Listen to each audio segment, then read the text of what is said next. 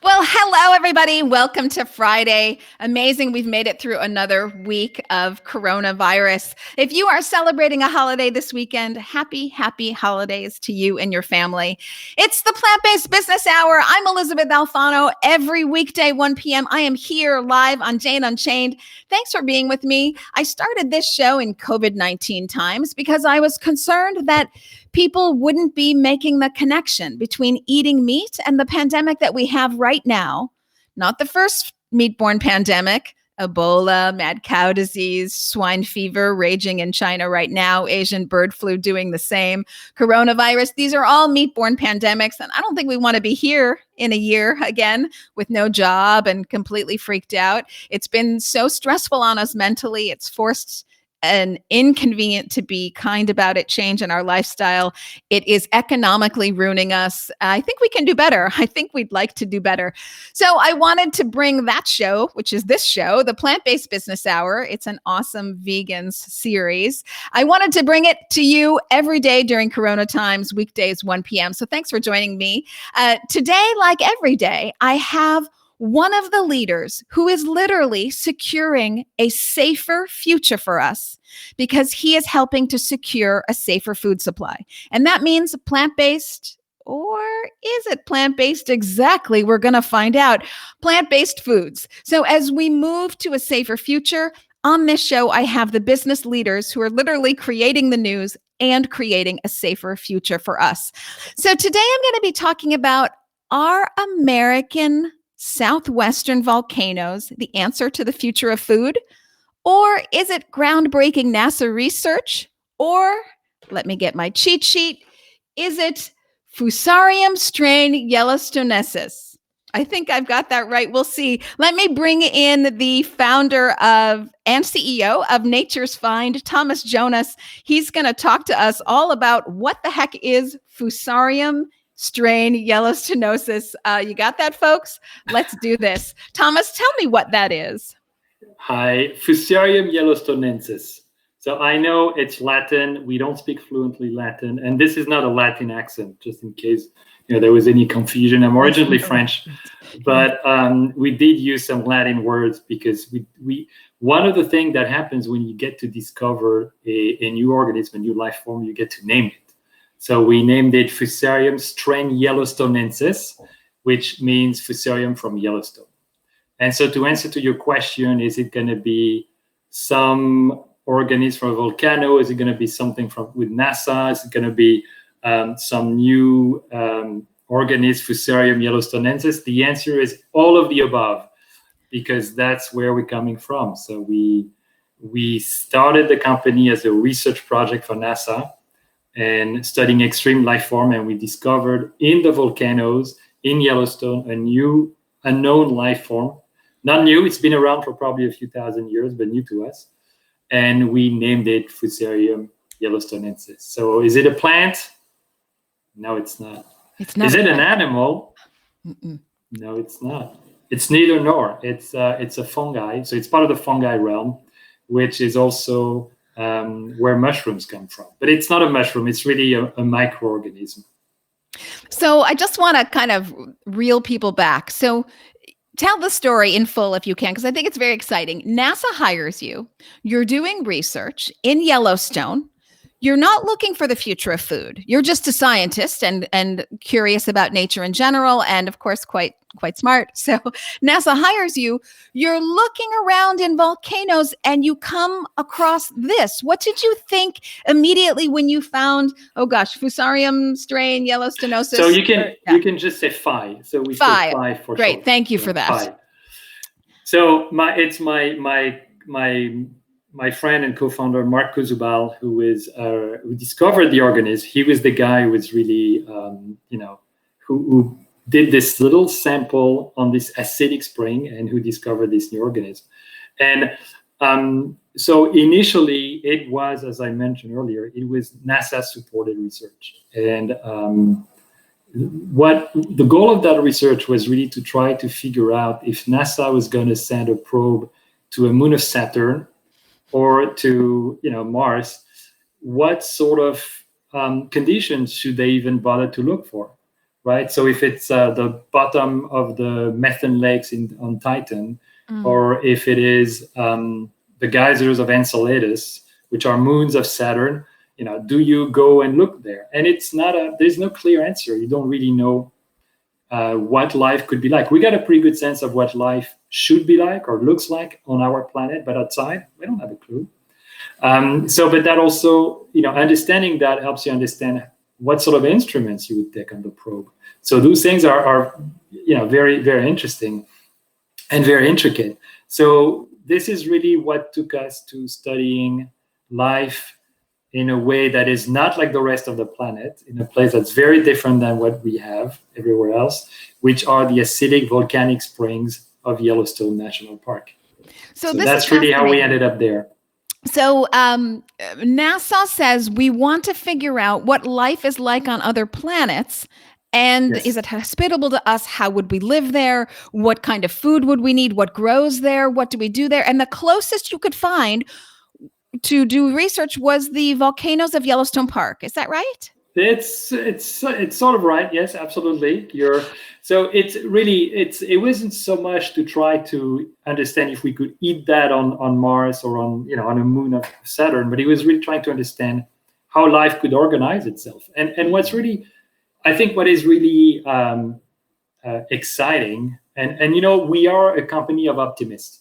So I want to state this out there. We are a company of optimists.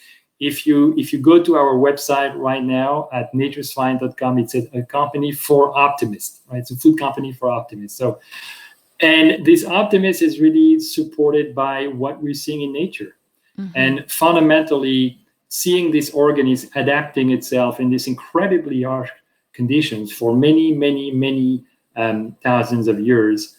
And learning to thrive, learning to use a fraction of the resources, it fills us with optimism. And even in the current situation, I mean, this will pass. There will be a future for our life, everybody's life, and we're optimistic about that. Absolutely. So, in doing this research, you weren't actually looking for food per se. So what made you think that this could be a stable food source for people? So, what really gets us excited is big problems and finding solution to big problems. That is really what we love to do. That's this show. And, right? I mean, it makes sense. And I think, you have to be a little, you have to think a little bit out of the box. If you just try to solve problem the way we've been solving, if the same problem has been looked at in the same way forever and no new solution, then you probably should try something else, right? And so what we discovered with this organism that was really interesting is that we could cultivate it in a way that it would be 50% protein. And it would be a complete protein with all the essential amino acids, but also some really interesting fibers, some calcium, some iron, vitamins. So we realized that it was something that could be of value. And again, we didn't set up to do this in the first place, but we discovered it and we thought, interesting. What else could that be? Yeah. And so there was a lot of unconventional thinking. Again, we're really driven by curiosity. So we always ask ourselves, so what if, what if we were to try this? What if we were to try that? What if we were to cultivate it this way? And doing this, and it took us a few years, we invented a completely new fermentation process. So we don't do classic fermentation. We do, it might sound silly, but it's actually very complex. We do fermentation in what looks very much like a cafeteria tray. And if you go on our website, you will see we're moving some of these trays. And so the beauty of this is we are able to, just in one tray on a yearly basis, because we grow these organisms very rapidly, we are able to, in chicken nugget equivalent, to do the equivalent amount of chicken nugget, if you will, that we would get out of 30 chicken, just out of one tray. Okay, so because lots of information there. I kind of want to boil it down for people. Okay, so you are out discovering, but you're a scientist. Of course, you're always, is what I love about scientists. They keep their minds so open and they're always curious. And they're, meanwhile, in the back of their heads, the problems of the world of the world is shuffling through their head, and they're always trying to find a solution. And obviously, meat and dairy has gotten us into a very tricky spot. It's not a great business equation. It's not going to be successful in feeding the world as we go from 7 billion people to 11 billion people on the planet. And it is an environmental nightmare. So here you find this organism that you think, gosh, what could I use this for? It can be 50% protein, which I think is amazing. But even more than its nutritional properties, its growth velocity is incredible. So you're talking about kind of fermenting it on a cafeteria-like tray. On a cafeteria tray, yes, literally. Yes. Oh, literally. Oh, it's literally a cafeteria tray. Yes, that's kind of fun. Literally. Okay, you see how thinking out of the box you are. But tell me about the growth rate. So, an average chicken, I don't know, I don't want to quote stats here, but by the time first of all, you have to cut down the trees, then you plant the grain, then you grow the grain. Do you give the grain that has fiber and protein to people? No, you give it to chickens, and then you have to wait for even pumping with hormones and all the rest. You still have to wait. That chicken has to grow, etc. So you're talking the life cycle there is more than a year, at least, because you're cutting down and having to grow the feed. So tell me about the life cycle, the time it takes to get all these nuggets from 30 chickens from one cafeteria tray. I'm so excited you're mentioning that, because that is really one of the things that gets us very, very excited. You're absolutely right on everything you said. Fundamentally, whether you are a vegan or not, whether you're a vegetarian or not, whether you like meat or not, there is one fact that is not debatable. It is that it's a very inefficient system. Completely. For all the reasons that you mentioned. So it's not a matter of preferences. It's simply a matter of fact, right? It's just a very inefficient system. So if you think about it, from one cow to get 2 calves, you're talking about 2 years, right? Yeah. 2 little baby calves that would come out of one cow. And I'm not even talking about, the conditions and all that. Just plain simple math, no emotion here. We're bad, you scientists. On the other hand, the hard reality here is that our microbes duplicate not in a matter of years, but in a matter of hours. So that's the thing to take away, people. This Absolutely. Can make food with no environmental damage very efficiently in terms of your wallet and without the cruelty in a matter of hours that would take us years if we're talking about cows, except that's years in a very unnatural situation, because a cow needs more than a year to go from a baby calf to a really full grown cow that would live, could live up to more than 10 years, let's say. And cows don't in factory farms because they're really pushed with hormones that grow super fast and then they're slaughtered. So it's not a natural growth process for that baby cow. That's an accelerated growth rate because of lots of hormones. So not natural, but you're talking about something that naturally, as I understand it, yes. Maybe help me. Is it naturally? What do you have to do to help this grow? This is to me is very also. I mean, we're getting very excited when we think about this. We think about ourselves as farmers, really. But here is the thing: if you think about farming as a technology, it is fascinating because we really invented farming about 11,000 years ago, right? If you think about it, that's when we started domesticating a handful of animals and plants. Right. And still today, about 60-70% of our food is coming from literally 10 plants, right? That we use to feed ourselves, we use to feed animals. So it's we're using really a fraction of nature that we sort of overdeveloped and we constrain our environment to support this portion of nature. And as you pointed out, in ways that sometimes are very I don't know if I can say unnatural, but are really stretching nature and stretching the environment. What we didn't know 11,000 years ago is that there were microbes around us. We kind of knew that there was something happening when we were leaving, grape juice, it was turning into wine, or we were leaving, When we were fermenting bread. We knew there was something there, but we didn't really know. But these microbes have been around us. We didn't see them. It's easier when you want to domesticate something to see it, right? Mm-hmm. But I think this technology, the agriculture that started 11,000 years ago, has kind of reached its peak. And as you pointed out, we cannot do more with that 11,000-year-old technology. And we really need to upgrade the software here. And we really feel that now it's time for the second domestication, which is the domestication of microbes. These microbes are very, very efficient. They are not animals that evolved over many, many, many thousands, millions of years, that have thoughts, that have, that are complex animals. They just make protein. They are not sentient beings. It's a win-win situation, and it's a fraction of the resources. Okay, so two things. Are you touching your microphone at all? If you are, don't do that. No, I'm not. Okay. I'm not. Sorry. Okay. I won't move. And so backtracking a little bit to break it down for people again, what exactly is a microbe? So that's what we're talking about now. We're not talking about plants, which we could see grow, and we're not talking about animals, which we could see grow or be unfairly treated. You call it as you will. But we're talking about something else altogether, a microbe. What the heck is that? And are you sure we can eat it? I am absolutely sure. Yeah. Okay. And you already are eating plenty of microbes. As a matter of fact, you have more microbes in your body right now than you have cells of your own body. Right, so we are surrounded by microbes. They're a little bit like the atomic form of life, right? They're the simplest, pretty much the simplest form of life. So they are, right now, you are breathing microbes. Right now, all of you who are listening, who are watching, there are microbes surrounding us. And they are friendly.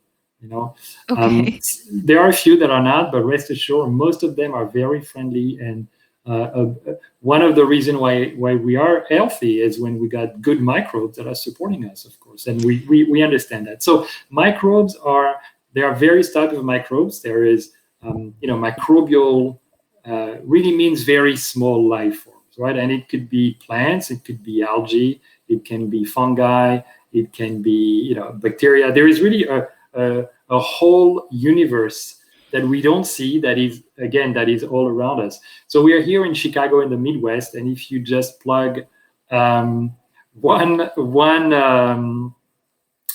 cubic centimeter of soil here, you're going to find several millions of different microbial life forms, just in any piece of dirt here, any grass. So it's really the backbone of life. It's really at the bottom of life. So we're going to get to Chicago in just a second, because I think that's a very interesting point as well. But for those of us who maybe aren't scientists, as much as I love science, and I do, and I miss biology, and I wish I could go back to school, but give me a basic lesson here. Microbes, they're what you might, oh God, I hope I'm not getting this wrong. I'm sorry, everyone, if I am. They're what you might find already in yogurt. Is this right? That's correct. Thank you. So Thank God. Again, there's a word that everyone is familiar with, which is fermentation. Yes. And fermentation is really the culture of microbes. So it's really what it is. And you're eating the microbes, or you're using the microbe to transform and produce something. So if you think about it this way, if you have kombucha, if you have yogurt, if you have beer, if you have wine, if you have soy sauce, and if you have bread, all of these would not exist without microbes. I love all of these. So yeah, I'm exactly. All eating microbes. Is that right? We are all eating microbes, and so people are familiar with the microbiome that we have in our guts right now, and we know how important it is for our own health. So we really live in a symbiotic relationship with these microbes, and they are, in many cases, they are even part of our immune system, and they help us defend and protect our own body. So they are great. They are great. They are great. They support microbes. Support microbes. Okay, so we have a lot of great things here. They bring lots of protein. They're very efficient in terms of giving us a food source. They grow quite rapidly. They require very little in Yes. terms of space, in terms of water, in terms of land, in terms of time. This makes them an incredibly efficient food source and incredibly good business. They're already things that we know. We eat them already. They're already part of our life. And very interestingly, it does all stem from the research of how would we survive on other planets. So it's interesting to me just because its initial research is all about survival. And that's where this whole all came from, that you sort of fell upon or discovered this it is Phi. This, if you think about this organism, it is a survivor. It is an organism that found a way to survive in that environment. The same way, as a species, we are going to have to find a way to survive in the world as it is today, and we will. I'm very confident that we will. As I said, we are optimistic. We're a company of optimists. So talking, getting back to what you were just saying about the resources, that is why it is so important that we migrate to eating habits that support our planet, that really enable nature to take a breather, to just, relax, and so that we don't push nature to its limit. And that is very, very important, obviously. So just to qualify this, here in Chicago, in our new factory, which is, and you will appreciate that, located in the old stockyard, literally in the old meat capital of America, historically. So we will be growing, and we are growing our microbes using, compared to a cow, it would be using about 99% less land. It would be emitting 99% less greenhouse gas. Fantastic. And in terms of water, we are using about 10% of the water. So it's really, it enables us to be much more efficient. And if you compare to pasture, in protein equivalent, in hamburger equivalent, if you will, what will be coming out of our factory would be what would require otherwise about 15,000 acres of grazing land. And this is just in one warehouse in the south side of Chicago. Yes, so this is a really important fact, because if you're not going to graze the trees that would be on that land, in other words, if you don't need that land, you can then plant trees or leave the existing trees if they're there, which means they pull carbon out of the air, and this helps us environmentally. So the more trees and green that we can have out there, the better it is for our carbon pulling. Absolutely. I mean, it's so important. I mean, look at there's going to be 10, 11 billion of us, as you said. And one of the things that we need to learn is to do more with less. Yes. It is so important. It is so important. And also, I'd like to say, from what I understand, if I've got this right, there's very little waste. So what you put in, you get out. Now, with animal agriculture, not only are you cutting down the trees to make the grain, and then do you give this protein and high fiber food to people? No, you're giving it to cows and animals. Then you need to give them more land, more water, more time. But you're not using the eyes, the bones, the tails, the hooves, the blood, etc. So there's an enormous amount of waste that goes into this, waste from the actual resources perspective, waste from in terms of what you get out, because you don't use the entire animal, and then waste just in terms of time and money. So I get this statistic from the World Resources Institute. This is the best you're ever going to see. It's for a chicken. You can put 9 calories into a chicken, and you're going to get 1 calorie back. So it's a 9-to-1 ratio. So no business person would say, hey, I'll give you 90 cents. I'll wait for a dime back. Nobody would do that. And it's a lot worse for cows. You're giving, give or take, about $3.50 to get a dime back. Nobody wants that business equation. So these are just sort of straight facts about how it is not sustainable, not just for the planet, but for business and for feeding people. So I love that there's no waste involved with this, and quite the contrary, you're really saving resources, which is so wonderful. Let's talk about Chicago a little bit, because I think this is very fascinating. So you are on the south side of Chicago. For those of you who might not know, Chicago was considered the slaughterhouse capital in the world. I think it's 1904 that Upton Sinclair wrote the book The Jungle, which was all about the animals being brought to slaughter at the south side of Chicago in what is called the stockyards. And The Jungle was written about the animal conditions, but also the worker conditions. That's another topic for another show. But if you think it's bad for animals, let me tell you, it's bad for people.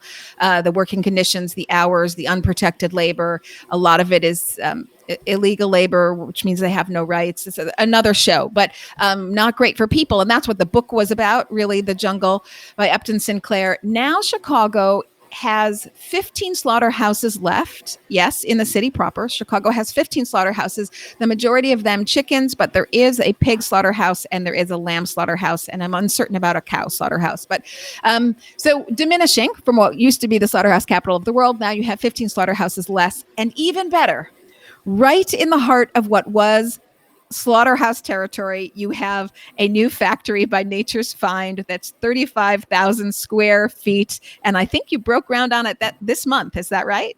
That's correct. That's correct. Yay! You know what is fascinating to me is in the exact place where our factory is. A few decades ago, and I don't know exactly the timing. I think the stockyard closed in the early 70s, so a few decades before that. Used to be a building that was holding up to 300,000 heads of hogs, literally where our building is right now. So we're really proving that you can substitute and replace one protein source by another one, which is much more friendly. Of course, we don't need to have a river of manure going down to the Chicago River. It's a very clean industry, and that's really nice for everyone. I want to reiterate what you're saying. So again, it's another show, but for those of you who maybe live near a slaughterhouse or a factory that does the same, there is a lot of chemical runoff.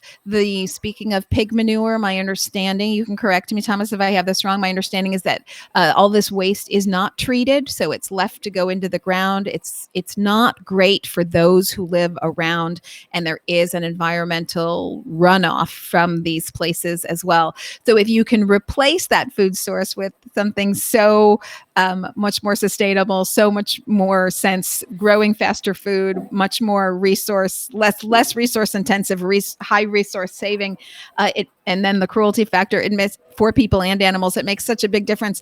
If you, just for my own notification, are you saying that those heads were stored in the factory, or? There was the parking where the hogs would be basically waiting to be slaughtered. I see. Up to 300,000. 300,000. Yes, that was the capacity of the building. So that building is destroyed, and we rebuilt. The place where we are is located on the exact ground, and I think it's fascinating that we can bring what we think is a much better solution in so many different ways.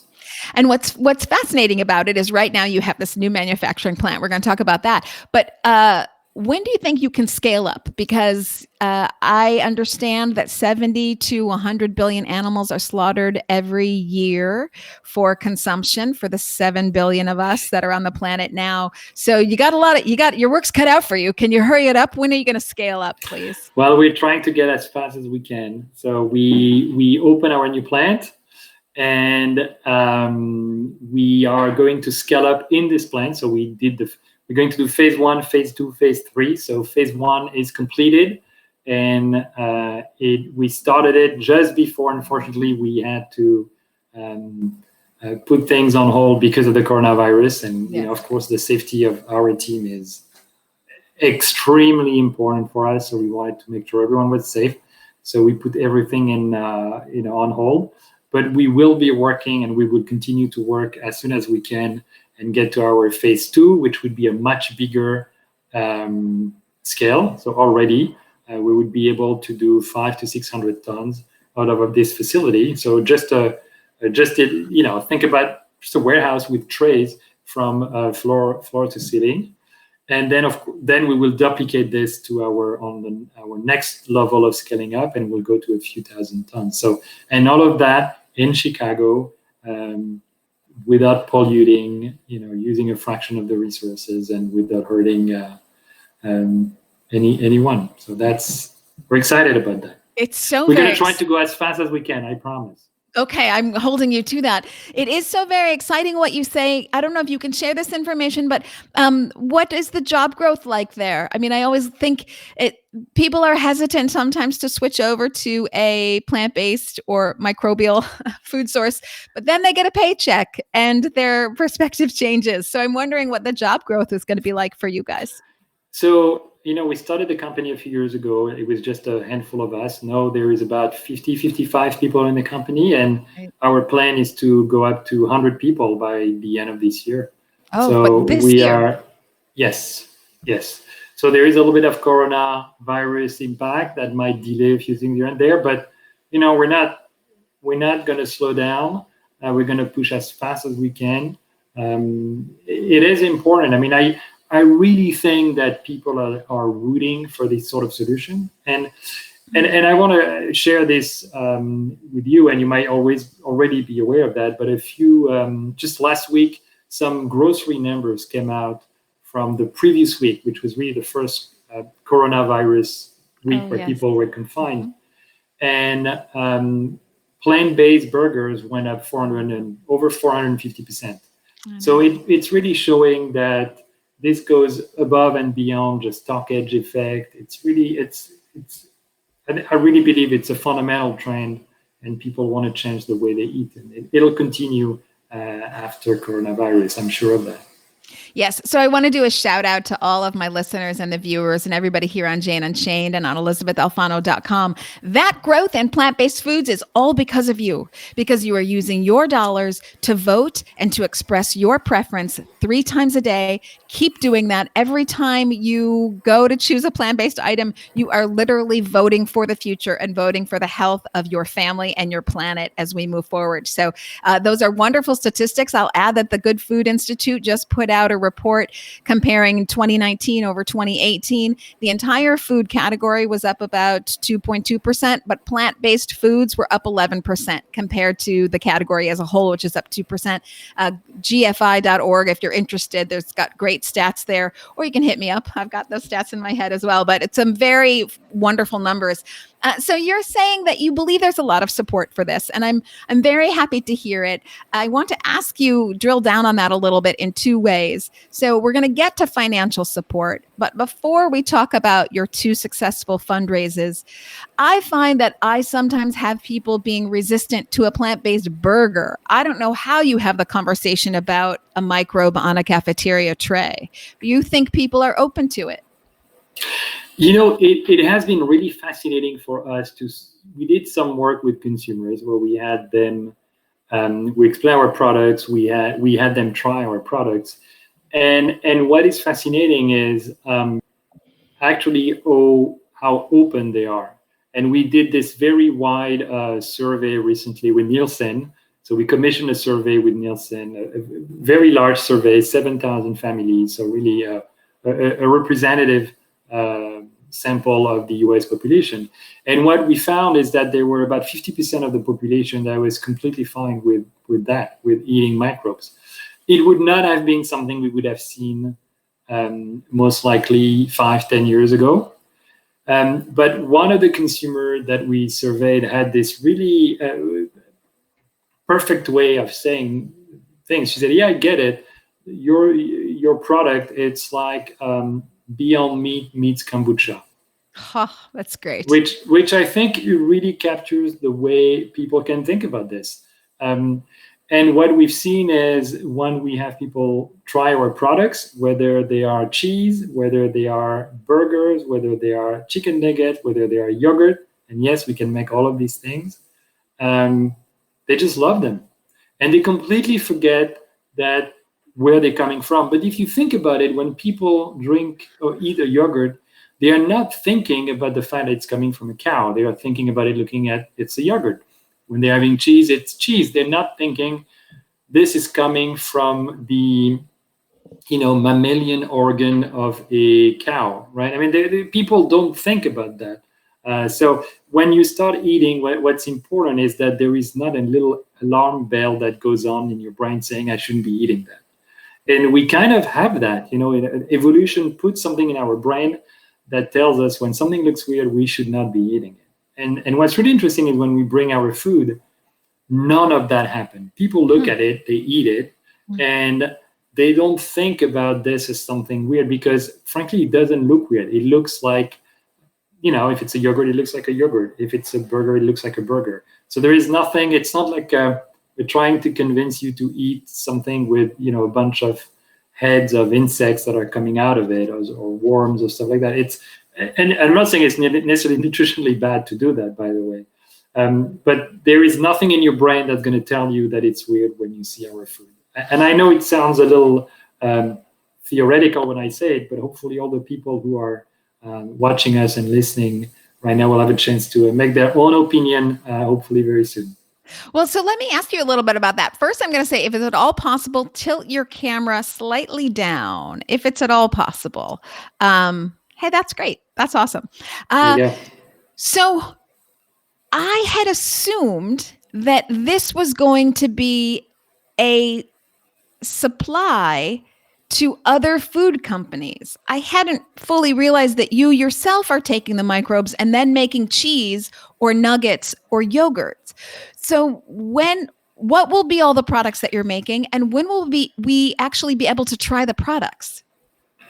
So we are planning on launching by the end of the year. So we are currently having discussion with retailers. So it is happening, folks. We're working on this. This is happening. This is not science fiction. It's science. It's real. It's happening. It's coming to your shelves. So the only thing I should say is, of course, with COVID, there could be a month or two or delay. We don't really exactly know right now, but again, we're talking to a retailer and they are very interested in what we're doing. So we will be on the shelf. We want to surprise you a little bit, so we're not going to tell you the whole thing, because otherwise, we're losing the element of surprise. But let me say this, and you're going to like that. We want to launch as close as possible, and if possible in the same time, a dairy product and a meat product. Oh, great! And they will be coming from the same source, from our microbe. And people say, but how can you be doing meat and dairy from the same source? And to what my answer is, what do you think is coming out of the cow? The meat and the dairy are coming out of the cow, right? So it's just the same. This is really literally a new protein solution, a new protein platform. And I just want to add one short comment here. People think about there is one big myth that needs to be destroyed, that needs to be broken. Animals do not make protein. Yes, thank you. Thank you. Tell everybody. Say it loud, say it proud, be clear. Go ahead. Do not make protein, right? So neither you nor me nor the cow nor the chicken have the ability to actually make protein. What we do is we really concentrate in our body the protein that we eat, and whether it's from the grass, whether it's very limited level of protein, whether it's from grain. But animals are really they are merely concentrators of protein. The only living things that make protein are plants and microorganisms. And we have been using plants for a very long time. We didn't really have a technology to cultivate microorganisms. And this is really what we are starting to bring. I think that's why it's so important that people understand that if you want to make protein, there is only two ways: plants and microorganisms. We understand plants. We are exploring and discovering the fascinating world of microorganisms that can help us in so many ways. So we should have this, and it's nature. It's really the building block of nature. Go ahead. No, please. I don't want to interrupt you. No, I mean, look, I think it is so important that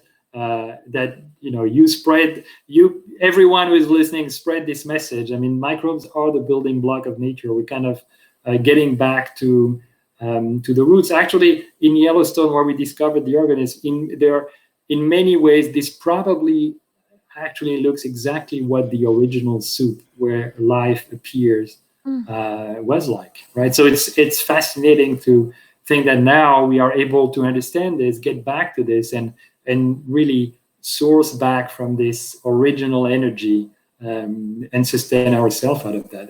We as a company get excited about that. And we've always had that at our fingertips. And now what we're doing is we're just taking out the middleman. So that middleman being animals that don't do anything except waste time and waste resources. Although I love them, they slow up the process. So if you're looking to feed the world in an efficient way and not waste your resources and your time, you would get rid of the middleman. That is an equation that anyone can understand. So keep that in mind, folks. Now, I have a bit of a selfish question. Are you giving tours? Because I really want to get in there.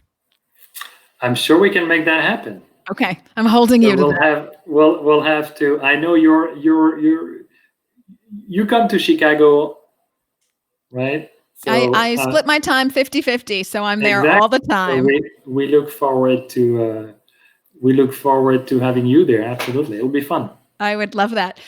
Okay, so you're saying that grocery stores are open to it, which is so fun, and that you've had some taste testers in there, and I'd like to be one of those too.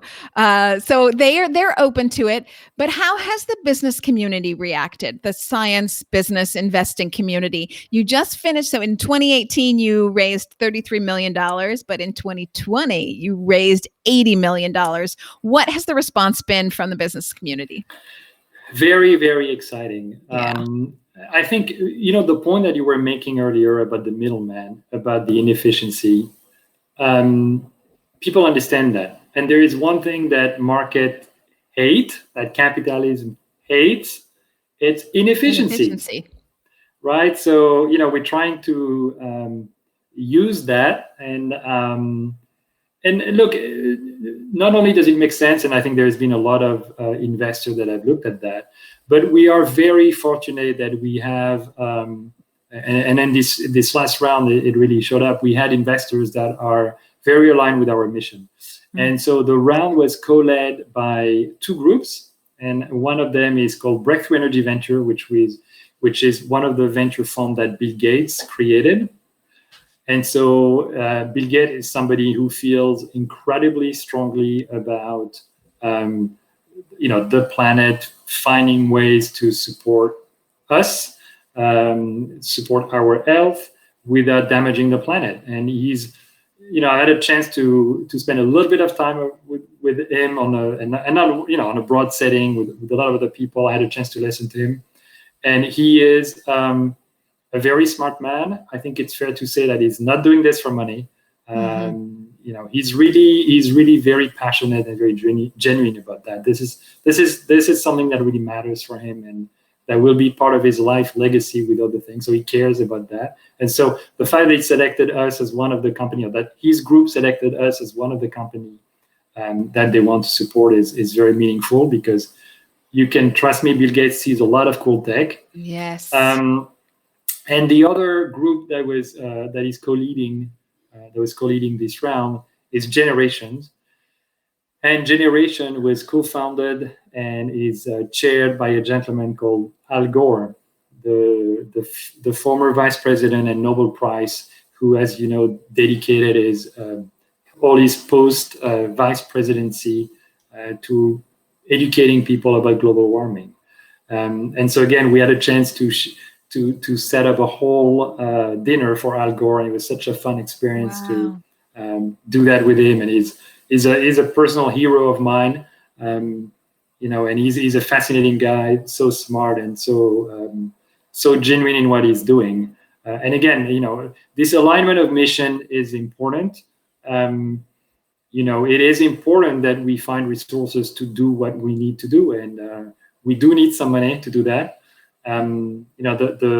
It's not a secret that if you walk into a bank and you ask for a loan to grow microbes, good luck with that. It's not going to happen, right? So it's important that there is a financial structure that help new technologies that can really change things. And yes, it is risky. I mean, we're taking technology risk. We have to figure risky in the sense that we had to invent all of that, right? So people had to believe in what we were trying to do when we were inventing it. And it was very important to have, it is still very important to have people like that to support us and help us go to market. Well, to anyone who's interested in looking at the situation, it's clear that it's fallen apart, that it's gone off the rails, that we can't sustain this, and that we need a solution, and we need it pretty fast. So if you're looking at that, maybe you're not looking at it, you're just going about your life eating your burgers. Okay, fair enough. We've got a lot on your plate. But if you're Bill Gates and you're looking at what does the future look like, you know that we can't go on as we are now. And I love that Bill Gates makes that connection between the future of our food and the health of our planet and our own personal health. And he's interested in all of those things. And then, of course, Al Gore interested in environmental issues. It's only mildly upsetting to me that you would let Al Gore taste your products before me, but I'm going to cut you some slack on that one. I apologize. I promise. We'll make it up to you. So okay.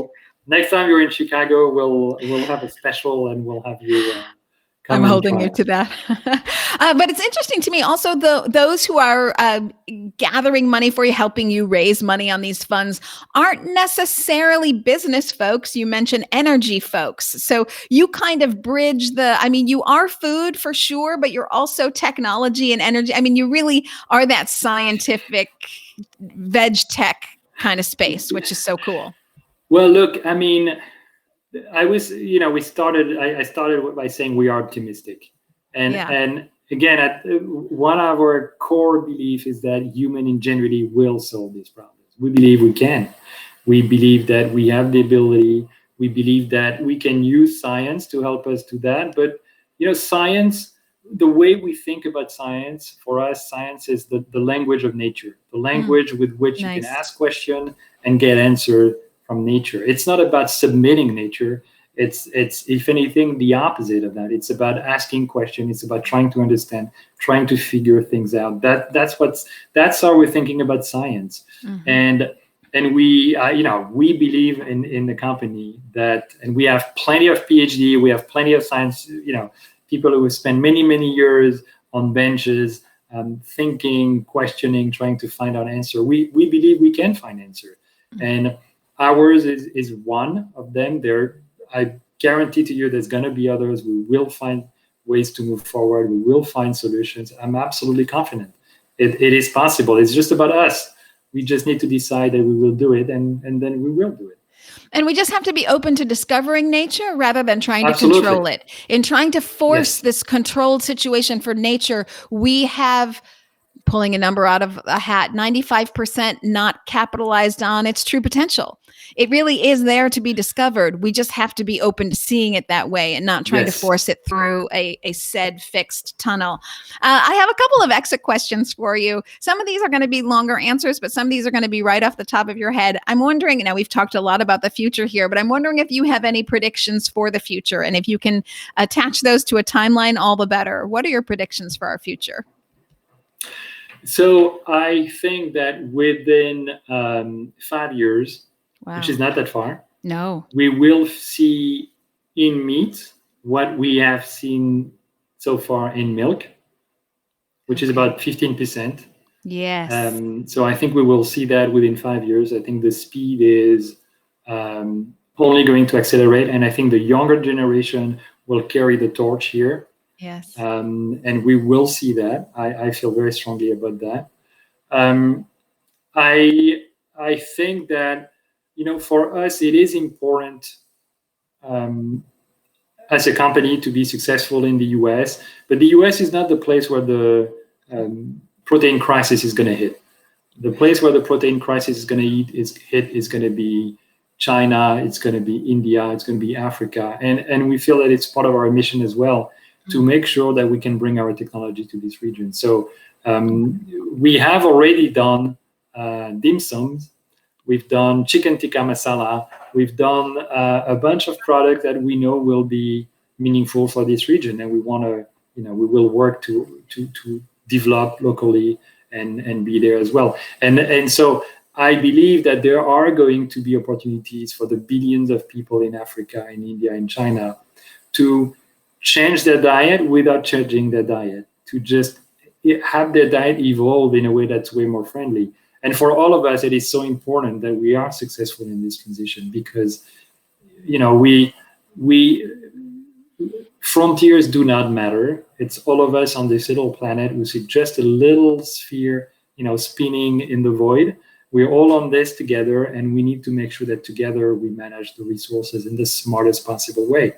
So I I really believe that we will get there, that we will manage, we will find plenty of ways to limit our energy, to improve the way we use water, the way we use land.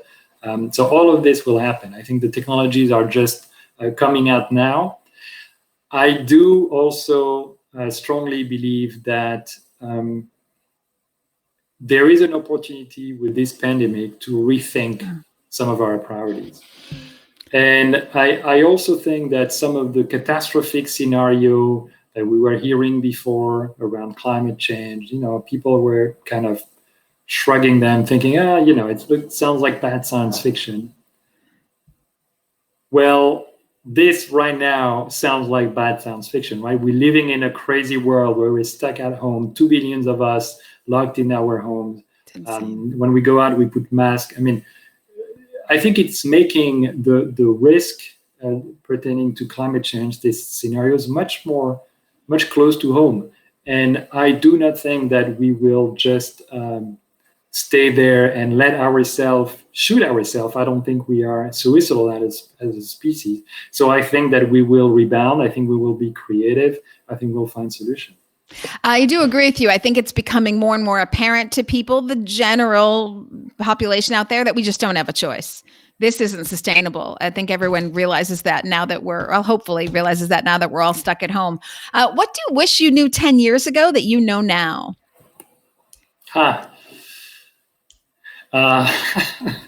That's a really good question. I can come back to that one if you want. I think, let me, so I think 10 years ago, I wasn't sure that you can really challenge established belief the way now I do think you can. So, I thought change of habits, challenging things that we thought were established truth was, complicated, difficult, impossible. And I have, another one of a strong value in our company is we really challenge common opinion. Like, we really always ask, are you sure? Why would that be true? Is that really so? And, right now we're in this crisis mode. And a crisis, if you think about it, what it is really a time where more than ever, you have to really question is what you thought was true is really true or is going to be true anymore. I think crises are typically this type of changing of belief system around what is true. So I think,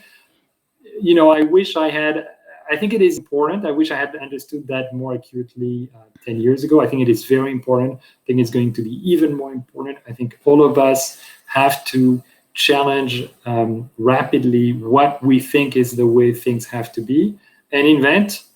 If we're not happy with what we're seeing, we need to invent the future. Absolutely. I think who else, if we don't do it, who else is going to do it? A lot of entrepreneurs are saying that they're seeing change happen now at such a rapid pace that they wish they knew 10 years ago that this kind of change was possible. I don't think even we working in the industry realized we could have the impact that we're actually having as quickly as we're having it, which is so incredible. So if you're having a bad day and you're not getting the microbes to do what you would like on your cafeteria tray, is there a phrase that you say to yourself to get yourself back in like a positive frame of mind? Is there something you tell yourself to get yourself back in the groove? There is something that I tell myself and that I tell to everyone who is working on that is we will find a way. Okay. So you are... I mean, literally, I'm not making that up. It is what we'll say all the time. Because, it is so important for us to have this belief really rooted in us. Because, again, I mean, we started from such a far place from where we are right now. So we really had to believe that we will find a way, because otherwise you don't even try. Right? So we believed that we would find a way, and we really did the work, and we kept our head down, and we kept searching until we found a way. And when we renamed the company Nature's Fynd, it was also kind of a nod to that, because it's something we found in nature, but it's also the idea that we will find. We're finders. we're people who seek and who find. And also the why is both for Fusarium yellowstonensis and also because we like the question why. We think it's a beautiful question. Oh, that's great. And that is really the scientist's job, to ask why. It's everybody's job. Fair enough. Yes, I agree. So no longer will I call it Fusarium strain yellowstonensis. It's Phi. And it's made in the south side of Chicago, used to be the slaughterhouse capital of the world. But now microbes are being made on cafeteria trays in the south side of Chicago, giving us chicken nuggets, yogurt, hamburgers, and maybe even baked goods. We don't know. He won't tell us. He's not letting the cat out of We've done that too, yes. Oh, you have done that too? Okay. And we are thinking it's even possible by maybe the end of the year. So I hope that you will come back as soon as you launch actual products that we can buy somewhere. I hope you'll come back so that you can walk us through the launch. We'd love to, absolutely. And we'll have to have you in Chicago, and we look forward to seeing you in our new facility. It'll be fun. Yes. Okay, so I have a very quick one-word question for you. Favorite junk food? What is it? Carrots. Oh my God. Well, that's just not a junk food, but I appreciate the effort. Well, the baby sweet one. Oh, the little babies. Okay. Yes. Okay. Well, I have a joke for you. Will you let me tell it? Go ahead. Okay. So because we're talking about microbes and fungi and other plant animal combinations, or neither plant nor animal. Here we go. A mushroom walks into the bar and the bartender says, "Hey, get out of here. We don't serve your kind here." And the mushroom says, "Why? I'm a fun guy." Okay, everybody, happy Easter. I leave you with that joke on this fun Friday. It's actually Science Friday here. That's kind of what we're doing. It's like NPR Science Friday. I want to thank you, Thomas, Jonas, for being so inquisitive. Really, that's what it boils down to, for having so much curiosity and so much optimism that you are giving us a new food source and a new way to think about the future of food, which is ultimately our future. So I am grateful for that. If you want more information, it is naturesfynd.com. Their old website was Sustainable Bioproducts. That will also take you there. But otherwise, it is naturesfynd.com. South side of Chicago, reinventing the world. Thomas, Jonas, thank you for all you do. I so appreciate you. Thank you so much, Elizabeth. We look forward to having you in Chicago. We'll feed you some microbes. You'll see. I will love it. And I will report back. Otherwise, everybody, I will see you on Monday at 1 p.m. Pacific time right here on Jane Unchained. It's the Plant-Based Business Hour. Over and out, everybody. Together, we are taking back our health and the health of the planet. Bye, everyone. Thanks, everyone. Stay safe.